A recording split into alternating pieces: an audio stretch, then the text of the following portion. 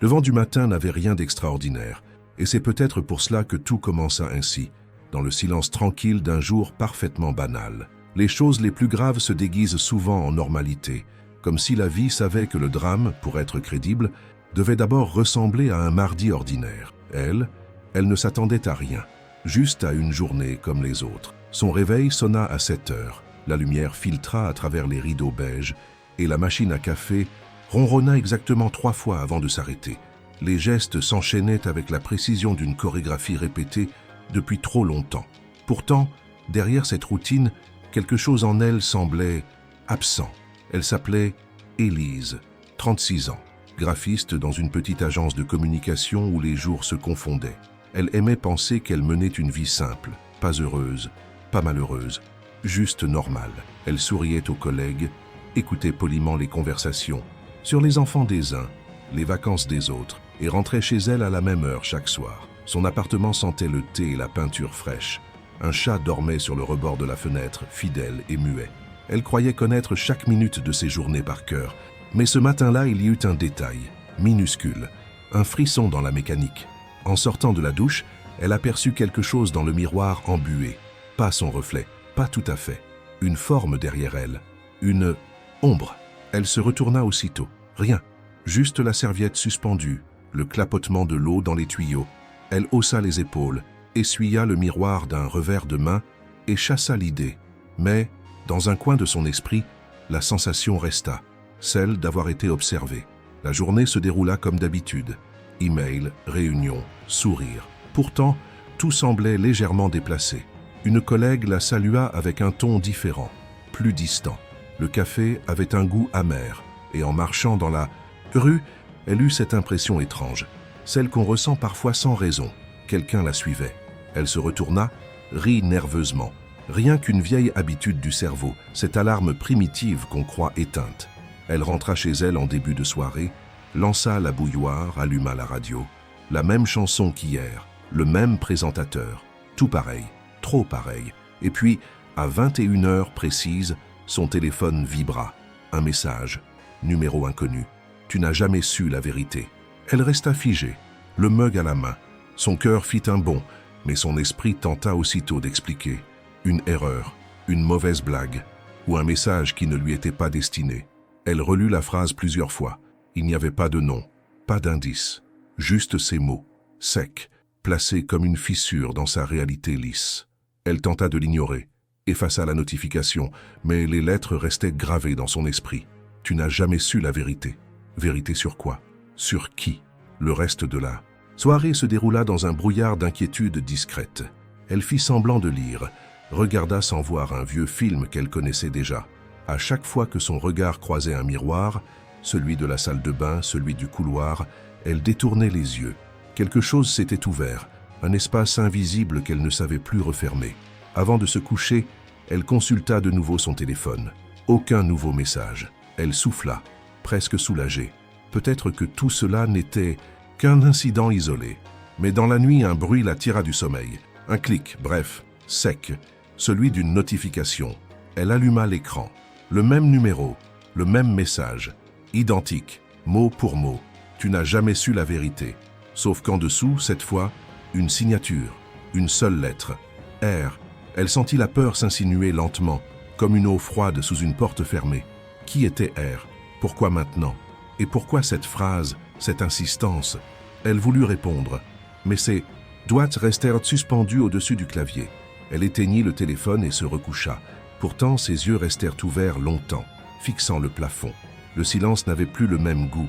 Le lendemain, rien n'avait changé. Et c'est justement ce qui la troubla le plus.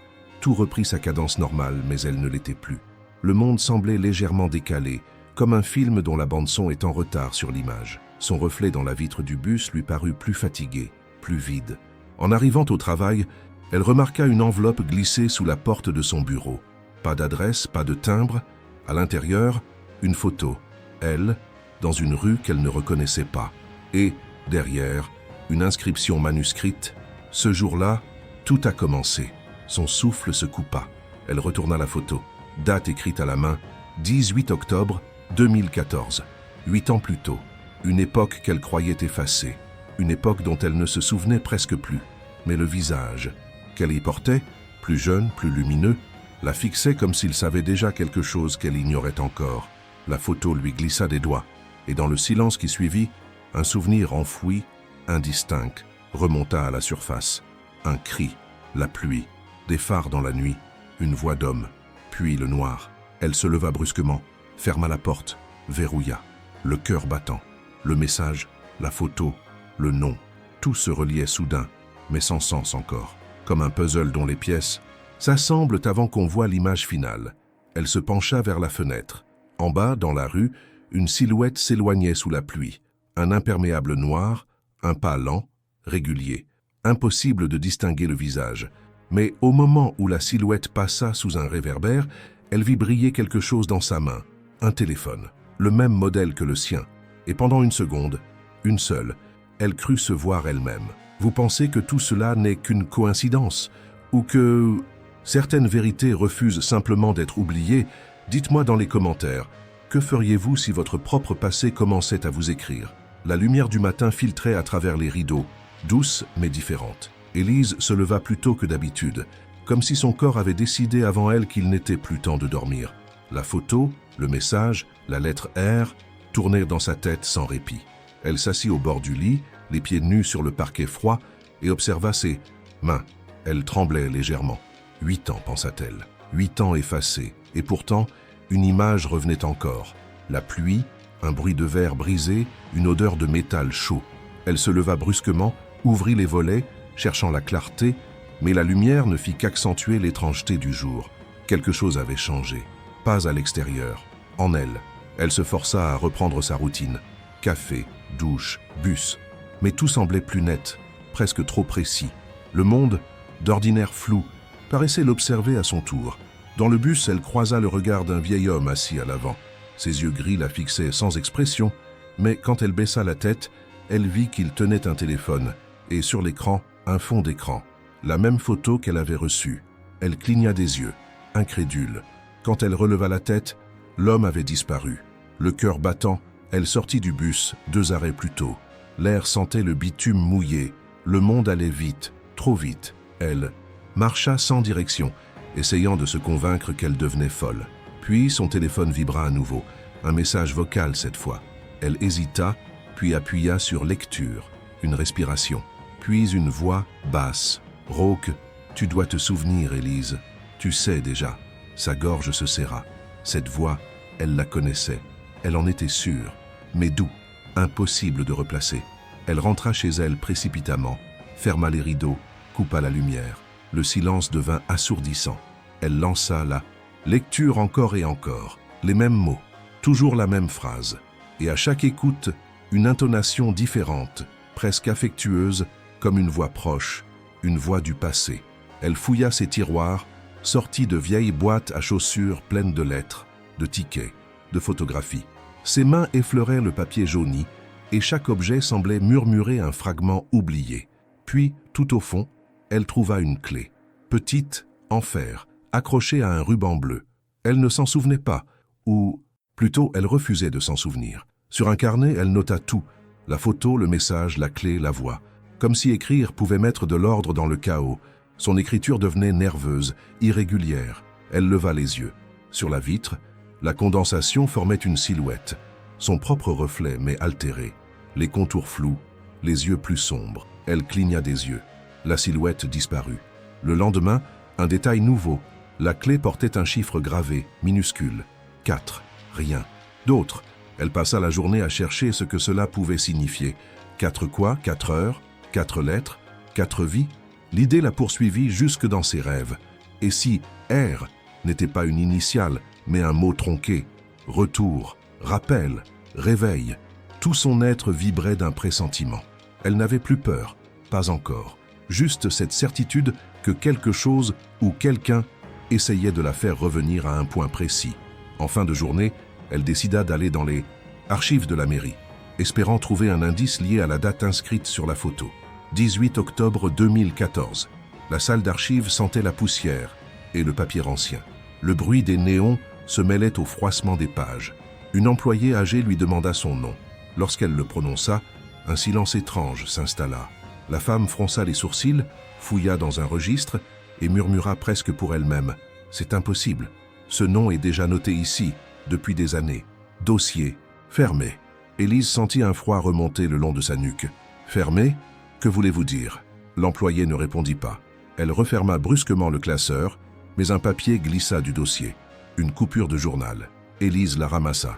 Une photo. Encore elle, plus jeune, souriante. En dessous, le titre « Accident sur la route de Lormont ». Une jeune femme portée disparue. Elle resta pétrifiée. Ses yeux parcouraient la page sans comprendre. La date, 18 octobre 2014. La même. Le même jour. Le même visage. Une photo d'elle, publiée 8 ans plus tôt. Les murs semblèrent se resserrer autour d'elle. Ses jambes tremblaient.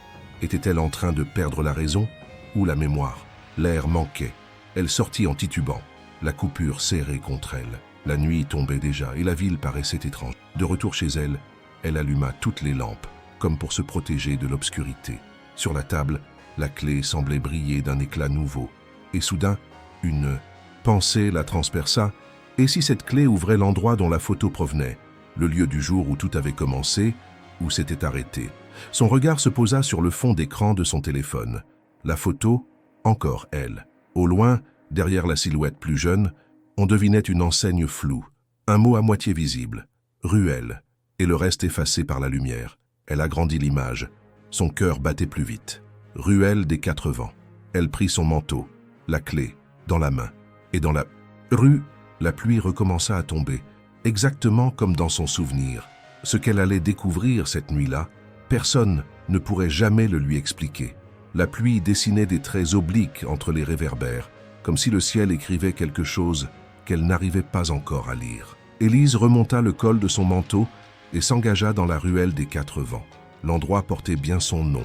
L'air y tournait en petits tourbillons qui ramassaient les feuilles et les secrets. Mi-pente, un porche étroit ouvrait sur une cour noire. Au fond, une porte en bois sans heurtoir, avec un vieux canon de serrure poli par des années de mains anonymes. Elle approcha la clé au ruban bleu. Le métal vibra dans sa paume, comme s'il attendait d'être reconnu. Au premier essai, rien. Au deuxième, un déclic net, presque satisfaisant. La porte céda d'1 centimètre, assez pour que l'odeur du dedans, linge séché, cire, papier, lui monte au visage. Elle eut un pas en arrière, puis entra, doucement, avec ce respect instinctif qu'on a pour les lieux où l'on ne sait pas encore qui nous attend. Le couloir était étroit. À gauche, une enfilade de cadres vides. À droite, des crochets sans manteau.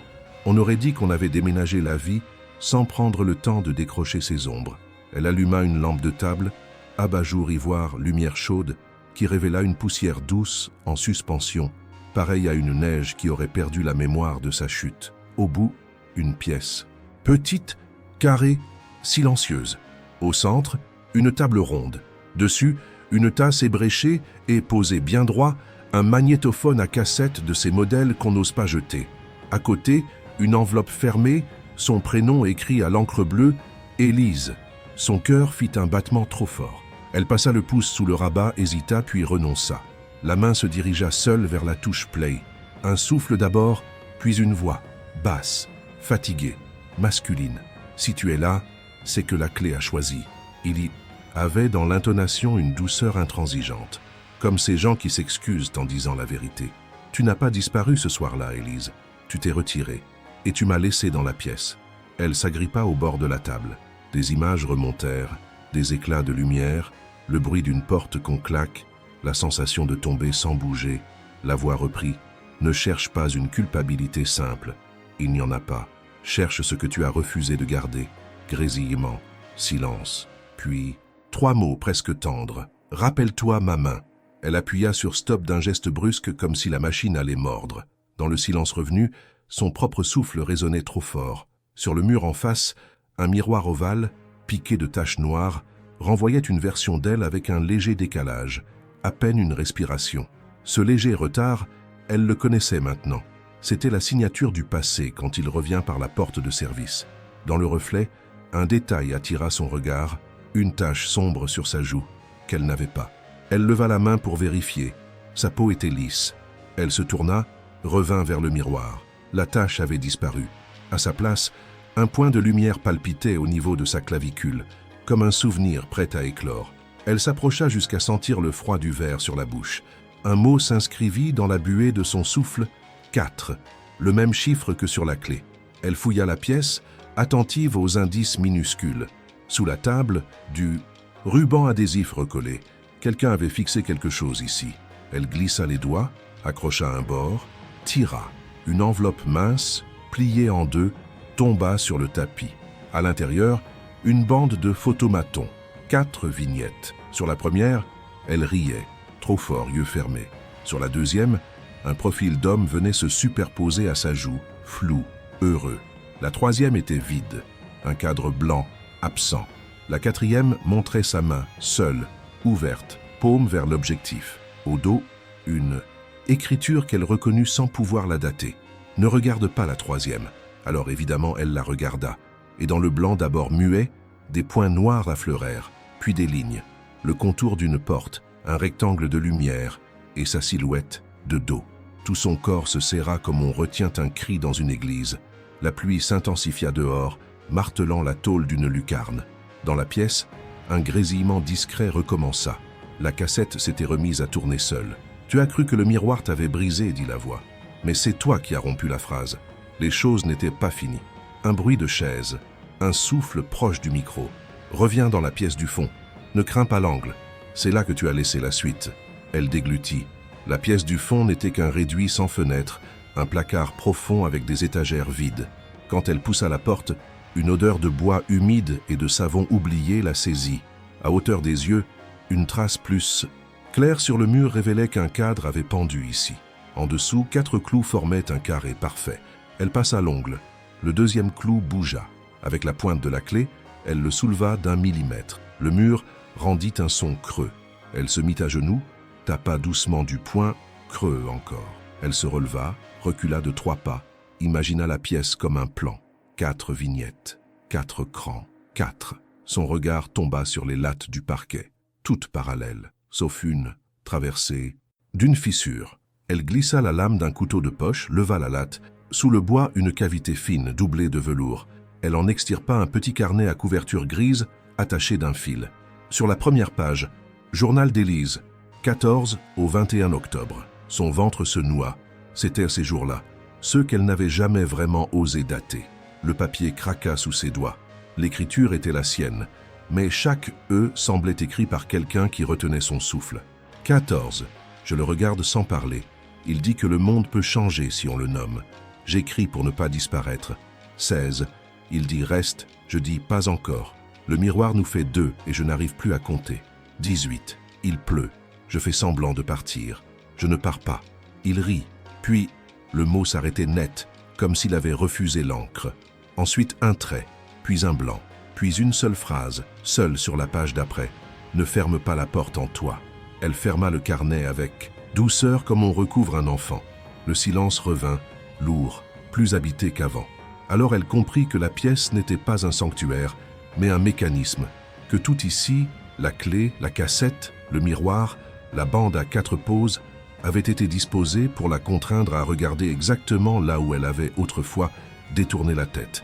Elle revint vers la table, remit la cassette au début, appuya sur play en retenant sa respiration.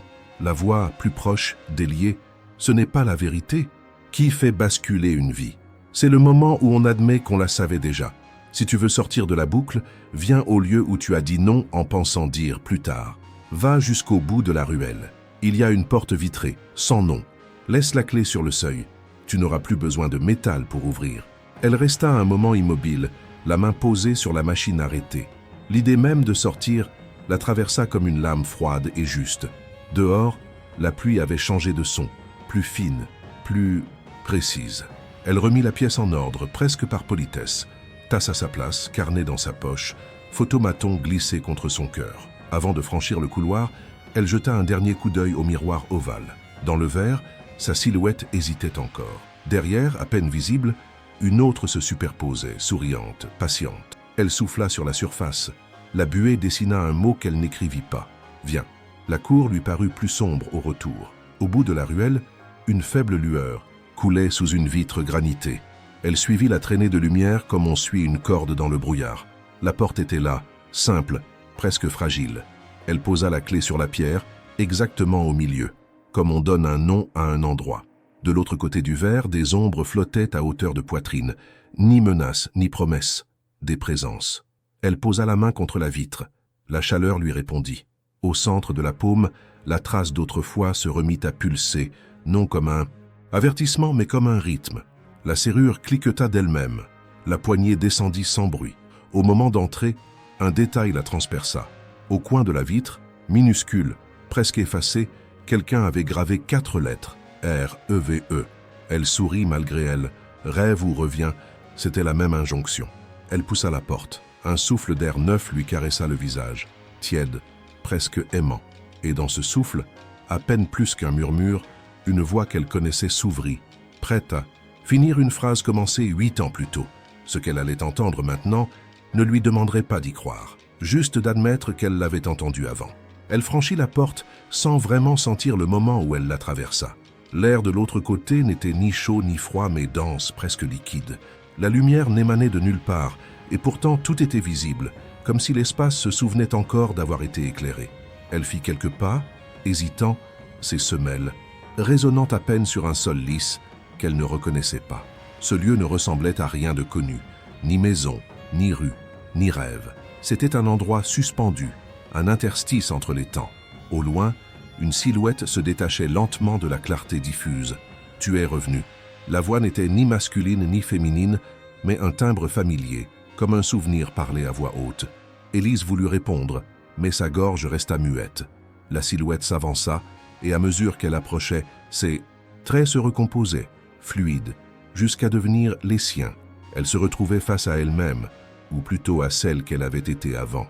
La jeune Élise, celle de la photo, le regard encore plein d'avenir et d'inconscience. « Tu m'as laissé ici », dit le reflet vivant, ce jour-là quand tu as choisi d'oublier. Les mots résonnèrent dans l'espace comme des pierres tombant dans l'eau. L'autre, Élise, leva la main, paume ouverte. Au centre, la même marque lumineuse qu'elle portait maintenant. Ce n'était pas un accident. Tu as fermé la porte avant la fin, et depuis, tout ce que tu vis n'est qu'un écho. Les images affluèrent, la route sous la pluie, un virage, des phares trop proches, un cri, le corps projeté contre le métal, le monde basculant dans un bruit de verre brisé. Le souvenir la frappa de plein fouet, lui arrachant un sanglot. Elle se couvrit le visage, mais les larmes ne vinrent pas. Son double s'approcha, posa une main sur sa joue. « Tu n'es pas morte ce soir-là, pas tout à fait. Tu t'es retirée ici, dans la faille. Et chaque année, tu recommences, espérant que la vérité sera différente. » Élise sentit un frisson parcourir sa nuque. Une faille, oui. Un espace entre le souvenir et l'oubli. Était-ce là qu'elle vivait depuis 8 ans? Était-ce cette boucle où elle rejouait indéfiniment la même histoire en croyant recommencer? « Pourquoi maintenant ?» murmura-t-elle. « Pourquoi me le montrer ?» Parce que le monde a changé de silence. Il est prêt à t'écouter. La lumière, derrière le double, s'intensifia, révélant d'autres silhouettes immobiles, transparentes comme des reflets sur l'eau. Certaines portèrent son visage, d'autres non. Des fragments d'elle-même, de ses choix, de ses regrets. Toutes la regardaient avec la même expression calme, comme une armée de mémoires en attente. L'air vibrait doucement, porteur de murmures, des phrases qu'elle avait dites, des mots qu'elle avait eus. La plus ancienne des voix se détacha du cœur. « Tu n'as jamais su la vérité. » Le message, celui du téléphone. Elle comprit alors.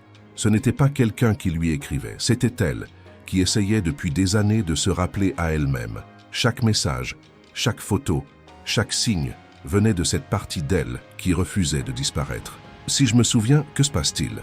Alors la boucle s'ouvre, mais il faudra regarder jusqu'au bout. Même la dernière image. Un souffle de vent parcourut l'espace, soulevant des poussières de lumière. Le décor se déforma, légèrement, comme si le monde respirait. Devant elle, un miroir apparut, grand, sans cadre. Elle y vit la scène de l'accident se rejouer en silence, sa voiture, la pluie, l'impact. Mais cette fois, elle distingua ce qu'elle n'avait jamais vu. Une autre voiture, garée sur le bas-côté, un homme courant vers elle, appelant son nom. Et cette voix, la même que celle de la cassette. R, le reflet hocha la tête. Il n'a jamais survécu, mais il t'attend toujours ici. Tu l'as enfermé avec toi dans le souvenir. Élise sentit la pièce se resserrer. Tout vibrait maintenant. Les murs, le sol, sa propre respiration. Le miroir devint liquide. Elle posa la main sur la surface. Une chaleur l'enveloppa. De l'autre côté, elle aperçut la silhouette de l'homme. Manteau noir, cheveux collés par la pluie, le même regard que dans le souvenir. Il souriait. Pas un sourire de tristesse, mais d'apaisement. « Tu peux rentrer, dit-il. Ce n'est pas la fin. C'est le retour. » Ses doigts traversèrent la surface. Comme l'eau d'un lac. Elle sentit son cœur ralentir, battre autrement. Derrière elle, les autres silhouettes s'effaçaient une à une, comme si chacune lui rendait un morceau d'elle-même. Le bruit de la pluie se transforma en battement régulier, celui d'une montre ou d'un cœur qu'on réveille. Et soudain tout s'effondra. La lumière se referma, le sol disparut, et elle eut la sensation de tomber, mais sans peur. Juste une chute douce vers quelque chose de familier. Quand elle ouvrit les yeux, elle était allongée. L'odeur d'un hôpital, le bip régulier d'une machine. Une infirmière se pencha. « Bienvenue parmi nous, Élise. Vous avez dormi longtemps. » Les larmes qu'elle n'avait pas versées coulèrent enfin. Elle porta la main à sa clavicule. La marque brillait encore, faible mais réelle. Dans le couloir, à travers la vitre, une silhouette passa lentement. Un homme, manteau noir, souriant. Elle ferma les yeux un instant, persuadée de rêver encore. Quand elle les rouvrit, la chaise était vide. Elle murmura presque sans voix. « Je me souviens. » Et dans le miroir en face du lit, une buée se forma lentement, traçant des lettres invisibles. Une phrase. Pas un adieu, ni une explication. Juste une promesse. À demain. La nuit d'hôpital n'a pas d'horloge. Elle avance par respiration, par pas d'infirmière, par le clignement discret d'un moniteur. Élise resta longtemps à écouter ce corps qui la reprenait, cellule par cellule, comme si la vie recousait une couture qu'on avait laissée filer. La première fois qu'elle se redressa, le monde tangua. Odeur de désinfectant, drap rêche, lumière froide. Mais à l'intérieur, quelque chose d'inédit apparut. Un calme neuf, compact, traversé par un fil de chaleur à la clavicule. Elle porta la main sur la marque. Elle ne brûlait plus. Elle tenait. Le médecin parla de réveil différé, de état de conscience minimal. Des mots qui, à force d'être dits, finissaient par perdre leur poids. Il évoqua 8 ans, parla d'une famille que l'on avait prévenue, d'administratif, de rééducation, d'examen. Tout se mélangeait. Elle hocha la tête, docile, comme on accepte une météo qui ne dépend de personne. Mais au milieu de ces phrases, il y eut un détail qui l'épingla. Sur la table roulante, entre un gobelet et une fleur en plastique, quelqu'un avait déposé une carte postale ancienne, bord dentelé, représentant un pont. Au dos, 2 mots à l'encre bleue. À demain. La même écriture que celle du carnet. La même douceur obstinée. Les casses. Jours suivants eurent la couleur des reprises. Réapprendre les gestes simples, compter ses pas, goûter de nouveau le pain, reconnaître la ville par la fenêtre comme on découvre un visage dans un rêve. Parfois, son regard accrochait une ombre sur le carreau, une silhouette dans le couloir, un manteau noir qui s'éloignait. Un infirmier souriant, chemise bleu ciel, la ramenait au présent. Respirer, elle inspirait. Et chaque inspiration reculait un peu le mur qui lui barrait le cœur. La mémoire, elle, revint par îlots. D'abord des odeurs, pluie, caoutchouc, tabac froid, puis des sons, le claquement d'une portière, une chanson qui montait d'un bar, un rire coupé net, enfin des images, la route, le virage, la lumière blanche des phares, et air, surtout, pas un spectre, pas une absence, mais une densité.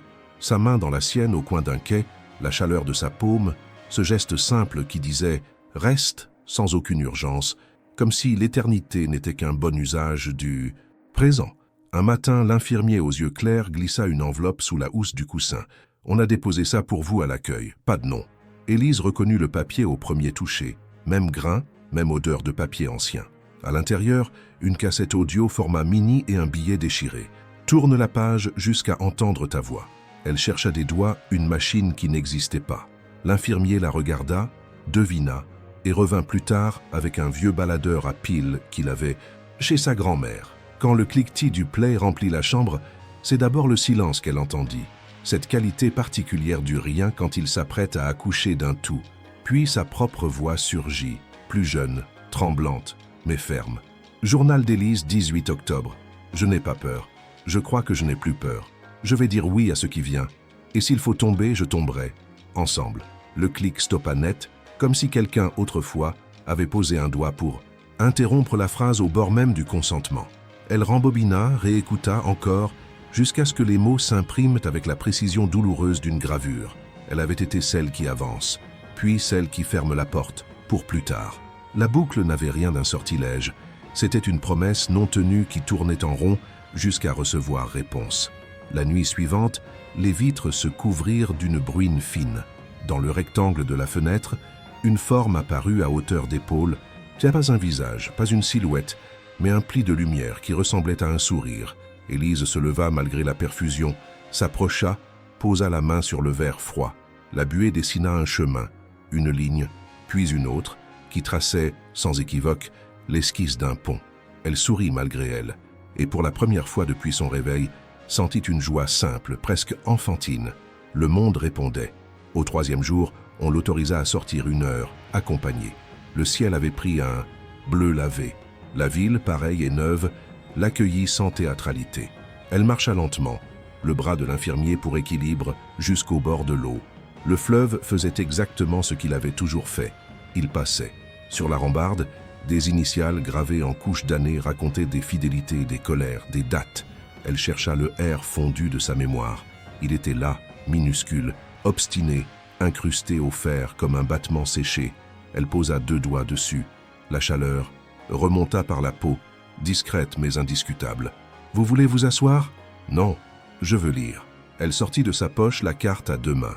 Au verso, sous la mention imprimée du pont, une seconde écriture était apparue, presque invisible, sans doute révélée par l'humidité du fleuve. « Quand tu te souviendras, ne reviens pas au passé, fais-le venir. » Elle répéta la phrase à mi-voix. L'infirmier, sans comprendre, hocha la tête comme on approuve une prière étrangère. Le retour à l'hôpital eut le goût doux amer des parenthèses qu'on accepte. Le soir, une bénévole vint proposer des livres aux patients. Élise fouilla machinalement dans la caisse et sa main tomba sur un roman à la jaquette usée. Sur la première page, un ex-libris. Atelier R, Gravilliers. Elle rit, un rire minuscule qui sortit quand même. Tout dans cette histoire revenait à cette lettre, non comme une obsession, mais comme une racine. La bénévole lui laissa le livre. Entre les pages, un marque-page cartonné portait 4 chiffres, 2, 1, 4, 3, un ordre, ou une autre manière d'agencer la mémoire. La nuit, Élise rêva non de l'accident, mais de la veille de l'accident.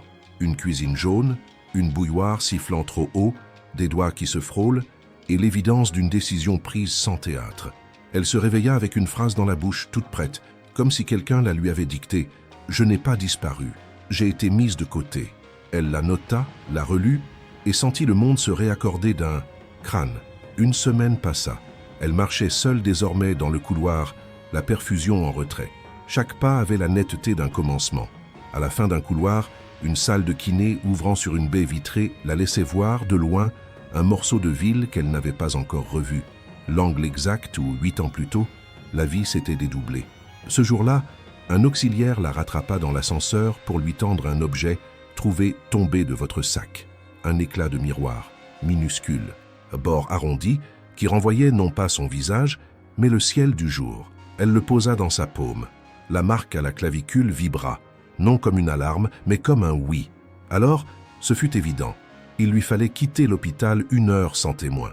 Non pour refuser la main tendue, mais pour répondre à l'autre, celle qui, depuis toujours, attendait sur la rive. Pas R, pas un fantôme. Elle. La permission fut négociée, signée, contrôlée.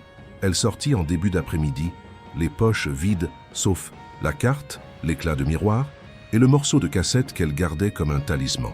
La ville l'avalait et la rendait au même rythme. Au kiosque, le vendeur ne la reconnut pas, mais lui offrit un sourire qui ne demandait rien. Sur le trottoir, un enfant la dépassa en courant, en criant un prénom qui n'était pas le sien mais la traversa comme un salut. Au feu, un homme en manteau sombre s'arrêta à sa hauteur. Elle sentit venir la vieille panique, puis la laissa passer comme on laisse passer un courant d'air. L'homme tourna la tête. Inconnu, yeux doux, bouche distraite. Le monde avait décidé d'être simple, pour voir si elle suivrait. Au pont, l'eau avait la couleur d'un métal tendre.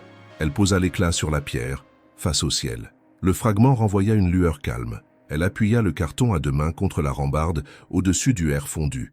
Le vent retourna la carte, découvrit le verso, la phrase exacte. « Quand tu te souviendras », elle compléta à voix haute, « Ne reviens pas au passé, fais-le venir ». Alors elle fit ce que personne ne lui avait demandé, ce que personne ne pouvait faire à sa place. Elle ferma les yeux, et appela. Pas un prénom, pas une prière. Elle appela la part d'elle qui attendait encore dans le couloir sans horloge, là où la peur lui avait dit plus tard. Elle la convoqua ici, maintenant, au bord du fleuve, devant l'initiale qui tient dans le métal. Le vent se leva, ni frais, ni froid. Une odeur de pluie vint sans pluie. Les conversations alentour s'éteignirent d'un demi-ton. Quand elle rouvrit les yeux, le pont était le pont, la ville. Mais tout vibrait légèrement, comme une corde enfin accordée. Sur la pierre, à côté du R, une buée irréelle semblait se former. Impossible, à l'air libre. Et pourtant là, dessinant un cercle qui se remplit de l'intérieur. Au centre, 4 lettres apparurent, aussi nettes que sur une vitre. V-I-E-S. Elle sourit, simplement. Pas d'apparition, pas de miracle bruyant. Juste ce mot, posé au bon endroit. Vie, au pluriel. La sienne d'avant, la sienne d'après, la sienne d'ici. Toutes ensemble, en train de choisir. En se retournant, elle aperçut son reflet dans la vitrine d'un café fermé. Pendant une fraction, pas de retard, pas d'avance. Le reflet leva la main le premier, comme pour la saluer. Elle rendit le geste. La marque à la clavicule pulsa une dernière fois, puis se fondit dans le rythme tranquille de son cœur. Le soir, de retour dans sa chambre, le miroir au pied du lit lui renvoya un visage qu'elle reconnut sans condition. Elle souffla dessus, non pour convoquer, mais pour remercier. La buée ne dessina rien. C'était parfait. Au moment d'éteindre, elle glissa l'éclat de miroir sous l'oreiller. Dans l'obscurité, la pièce avait la douceur des lieux enfin vides de fantômes. Elle ferma les yeux. Une image passa. Pas l'accident, pas le pont. Une table ronde, une tasse ébréchée, une cassette. Et la sensation très précise que, quelque part, sur une bande qui tourne, encore une phrase attend, déjà commencée, prête à être finie d'une voix claire. Ce qu'elle dira demain ne sera pas une explication. Ce sera un commencement. La sortie eut lieu sans cérémonie, un matin trop clair pour l'ampleur des choses. Un sac léger, quelques papiers, une ordonnance pliée en deux comme un aveu. Élise descendit les marches de l'hôpital avec une précaution neuve, non parce que ses jambes hésitaient, mais parce qu'elle sentait le monde prêt à reprendre sa place en elle. Chaque bruit, chaque odeur, chaque lumière ayant désormais une netteté inflexible. Le taxi l'attendait, silencieux. À travers la vitre, la ville s'ouvrait. Boulangerie levée trop tôt, enfant tiré par la main, un ciel lavé d'hier. Elle posa le front contre le verre frais et l'espace d'une respiration pensa qu'elle pourrait s'y dissoudre sans regret. Puis, elle se redressa. Il fallait rentrer. Non dans une adresse, dans une vie. L'appartement l'accueillit avec cette mémoire propre au lieu. La poussière légère sur l'étagère, la plante qui avait appris à survivre sans elle, l'odeur fine de peinture sèche et au-dessus de tout, le calme d'une pièce qui n'attend plus de miracle. Sur la table, là où elle l'avait laissé, le carnet gris l'attendait. Elle le prit, le feuilleta. Ses propres phrases lui revinrent comme des oiseaux apprivoisés. « Je n'ai pas disparu. J'ai été mise de côté. » Elle sourit. À côté du carnet, l'éclat de miroir reflétait un rectangle de ciel. Quand elle approcha la lumière se posa dans sa paume comme un petit animal confiant. Elle fit le tour des pièces, sans hâte. Chaque objet réclamait une seconde de regard, non pour être jugé, mais pour être réintégré au réel. Dans la salle de bain, le grand miroir s'était contenté d'être vert. Elle s'y tint face longtemps, jusqu'à ce qu'aucune histoire ne vienne parasiter l'image. Son visage la regarda sans réclamer d'explication. Elle inspira, expira, et laissa l'instant se remplir jusqu'au bord. Puis, très doucement, elle souffla sur la surface. Aucune lettre n'apparut. C'était parfait. Elle posa les doigts à l'endroit exact où autrefois la chaleur avait brûlé, rien que le froid docile du matériau. Dans le salon, elle trouva une boîte à chaussures oubliée sous le canapé. À l'intérieur, la cassette, le photomaton à 4 vignettes, un ticket froissé d'une exposition au musée d'Orsay, date illisible, mais la mémoire compléta. Il s'y était réfugié un jour de pluie, et R avait dit devant un tableau de ciel. On peut habiter le bleu quand on sait le nommer. Elle remit la cassette au lecteur, tourna la molette jusqu'à sentir la résistance fine du bout de bande. Clic. La voix revint, proche comme tenue dans sa paume. « Si tu entends ceci, c'est que tu as fini de t'évader. Le reste n'est pas un secret. C'est une décision. » Il eut ce rire qu'elle connaissait. Bref, frôlant la tristesse sans y tomber. « À demain, Élise. Pas dans l'hier. Dans ce qui vient quand on cesse d'avoir peur. » À des portes, elle coupa. Le silence reprit sa place, mais différent, comme un lac après le retrait de la brume. Au même moment, Un bruit discret frappa la boîte aux lettres. Métal contre métal, 2 fois. Elle descendit. Dans le tiroir vert, une enveloppe simple, sans timbre, sans nom. À l'intérieur, un plan de la ville imprimé en noir. Un cercle au stylo repérait un lieu. Atelier R, Gravilliers. Elle sentit la phrase se déposer en elle comme un poids juste. Rien d'ésotérique, rien de terrifiant. Une adresse. Le monde parfois répond avec précision. La marche jusqu'à la rue Gravilliers eut la texture d'un apprentissage. Les pavés, les vitrines, les visages, autant de miroirs qui, cette fois, ne réclamaient aucune correction. La porte de l'atelier était basse, peinte d'une couleur indescriptible entre le vert passé et le gris de pluie. Elle poussa. Un tintement ancien annonça sa présence. Dedans, l'air tenait du bois et du vernis, avec une note d'argent. Des cadres pendaient, au mur, vides ou habités de verre piqué. Sur un établi, des outils dormaient, comme des instruments après un concert. Au fond, une verrière donnait sur un ciel pâle. Elle avança, timide, et prononça son propre nom comme on frappe à une porte. Élise. Personne. Juste ce battement doux des lieux qui ont longtemps travaillé. Sur le comptoir, un registre ouvert portait sa signature. Ancienne, la sienne d'avant. Et à côté, une petite étiquette. R. Réparation. Miroir. Glace. Âme, cils. Reste du temps. Elle eut un rire sec, plein de larmes tenues. Sur la verrière, à hauteur d'épaule, 4 lettres gravées au diamant, minuscules. Villet. Le même mot que sur la pierre du pont. Elle posa le front contre le verre et resta là, à écouter. Après un moment, elle sentit distinctement, sous la peau, à la clavicule, un pouls qui n'était pas seulement le sien. Non pas un résidu de peur, un accord. Elle parcourut l'atelier du regard et l'évidence se fit. Ici, quelqu'un, R, un autre, peu importait, avait passé du temps à réparer ce qui casse sans bruit. Elle posa le photomaton à 4 vignettes sur l'établi, aligna les bords, puis, d'une main sûre, retourna la 3e image, celle que la note interdisait de voir. Le blanc n'était plus blanc. L'empreinte faible de quelque chose se révélait quand on tournait la photo vers la lumière. Une silhouette à moitié sortie du cadre, dos tourné, la main tendue. Elle la reconnut tout de suite, non parce qu'elle avait un visage, mais parce qu'elle donnait exactement ce geste que son cœur avait attendu 8 ans. « Viens ». Elle prit un stylo fin dans un pot et, au verso, écrivit de son écriture revenue « Je reste ». Puis, elle rangea la photo dans son carnet, ferma l'élastique et, d'un geste calme, déclipsa la cassette de sa coque. Le ruban brilla une seconde. Elle n'eut pas à le briser. Elle le laissa là, sur l'établi, comme on rend à un objet sa retraite méritée. Au moment de partir, quelque chose l'arrêta. Sous l'établi, un tiroir étroit. Elle l'ouvrit. Une seule chose, une clé minuscule, lisse, sans gravure, attachée à un ruban sans couleur. Elle la prit, la pesa. Pas un talisman, un témoin, un après. Le retour eut l'allure d'un glissement. Dehors, la lumière avait pivoté d'un demi-ton vers le soir. Les passants parlaient bas, trop occupés à porter leur journée pour regarder celle des autres. Élise mit la clé dans sa poche sans lui donner d'histoire. À un carrefour, elle s'arrêta, non parce qu'elle hésitait, mais parce qu'elle avait compris enfin le sens du mot « bascule ». Ce n'était pas l'accident, ce n'était pas la cassure, c'était le moment lumineux où l'on décide de ne plus vivre à côté de soi. Elle traversa. Chez elle, la table l'attendait. Elle posa la clé sur le carnet puis se dirigea vers la fenêtre. La nuit naissait, une nuit sans menace, ample, hospitalière. Dans la vitre, son reflet ne jouait aucun rôle. Elle leva la main, la femme d'en face leva la sienne. Exactement au même instant, sans avance, sans retard. Elle resta ainsi, paume contre paume, verre entre les deux, jusqu'à ce que le geste cesse d'être un test pour devenir une habitude. Une respiration. La radio, qu'elle n'avait pas allumée depuis des mois, trouva une station au hasard. Une voix lisait des messages d'auditeurs. La phrase tomba, simple, posée, comme une dernière pierre. « On ne change pas ce qu'on a vécu. On change le jour où l'on décide d'habiter ce que ça a fait de nous. » Elle coupa. Non, par rejet, mais parce qu'elle n'avait plus besoin de confirmation.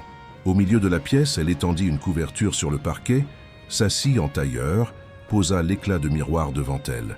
L'éclat renvoyait un coin de plafond, un fil de lumière, un morceau d'étoile inventé.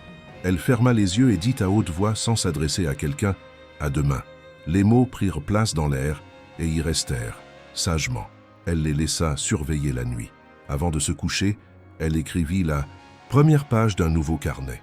Aujourd'hui, j'ai ramené mon nom à la maison. J'ai vu que le pont existe autant que la rive, et que le miroir n'est qu'une porte quand on a oublié où est la poignée. J'arrête d'attendre la version de moi qui viendrait me sauver. Je lui fais de la place. Elle posa le stylo, se leva, éteignit. La pénombre monta sans menace. Au seuil de la chambre, elle s'arrêta net. Sur le grand miroir, rien n'avait changé. Et pourtant, un frisson de lumière courait en surface, très ténu, comme la respiration d'un lac avant l'aube. Elle approcha, souriant. Pas de message, pas de signe. Juste un battement, synchronisé au sien. Dans ce battement, elle entendit clairement la voix dont elle n'avait plus peur. Ce n'était pas une histoire ordinaire. C'en était une qui avait appris à le paraître pour survivre. Elle souffla une dernière fois sur le verre. La buée dessina un rond et, au centre, sans main ni diamant, 4 lettres s'inscrivirent et s'effacèrent aussitôt. Comme un clin d'œil, VIS. Le E manqua volontairement pour lui laisser de la place. Elle rit, un son clair, neuf, qui agrandit la pièce d'1 degré. Puis elle éteignit. Le noir prit soin d'elle. Dehors, la ville poursuivit son travail patient de recommencement. Et quelque part, sans bruit, une cassette cessa de tourner. Demain, quelqu'un sonnerait peut-être à sa porte, ou pas. Un pont tiendrait, une eau passerait, une main se tendrait. La sienne surtout. Rien à résoudre. Tout à laisser, respirer. Le reste appartient à ceux qui savent regarder assez longtemps.